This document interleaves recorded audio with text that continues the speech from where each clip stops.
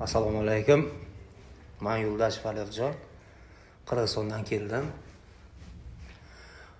Buyruq bo'yicha 8 oydan beri og'rir edim. Qo'shnim vrach u ham kelib jigarini operatsiya qildi. O'sha через xulkalapalar top berdi. Toshkent O'zbekistondan через o'shalar keldim. Aeroportda hammasi nima qilib jo'natishdi, yaxshi nimalarni nima qilib, mana Xudo xolasa operatsiyamiz o'tdi.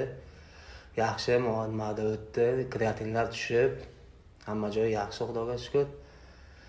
Endi bitta analizimiz qoldi, endi keyin ketish. Vrachlarga, doktor kishiga rahmat hammasiga. Yaxshi tuzalib, o'zimizga kelib, yaxshi bo'lib qoldik. Rahmat deyman Fortis kompaniyasiga, amallarga rahmat. Mana o'zimizni yaxshi his qilyapmiz. Ben bu Aliyorjonni qarovchisi, amakisi Yo'ldosh Rasuljon Qirg'iziston Respublikasidan bo'laman. Biz jiyanimiz shunaqa og'rib qolganligi sababli ko'p joyga murojaat qilib, ko'p joyda sarson bo'lib, oxiri bu Shinyon kompaniyasini topib, Shinyon kompaniyasi Ulkarxon orqali bu yoqqa kelib, bu yerda murojaatimizga labbay deb javob berishib, bizni aeroportda kutib olishib, maxsus tarjimonlar, kuzatuvchilar yetkazib kelishib, bu yerda hatto Gostinitsaga, mehmonxonaga bizni joylashtirib, больницада, klinikada bizni hamma joyga yetalashib, tushuntirib, operatsiya qilishib, muvaffaqiyatli operatsiyalar chiqib, biz bulardan 1000 marta rozimiz.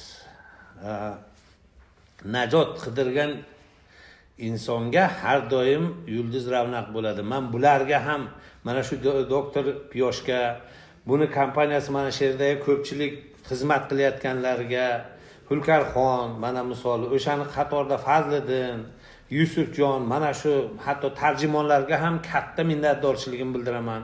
Bular operatsiyadan nafaqat muvaffaqiyat, bu yerdagi tozalik, bu yerdagi har bir narsani qarovga va tartib bilan, me'yori bilan, har bir narsani talabi bilan meditsinaning eng yuqori darajadagi malaka ko'rgan insonlar yordam berishib, bu yerda mana bizniki hozir yaxshi bo'lib, 41 kun deganda hamma ishimiz bitib qaytib ketadigandik, yana повторni bir o'zimiz iltimosimiz bilan hatto iltimos qilib yana bir ko'rikdan o'tib ketadiganmiz. Murojaat qilinglar, qo'rqmanglar, harakat qilinglar. Har doim najot bor ekan. Hech qo'rqmasdan harakat qilinglar.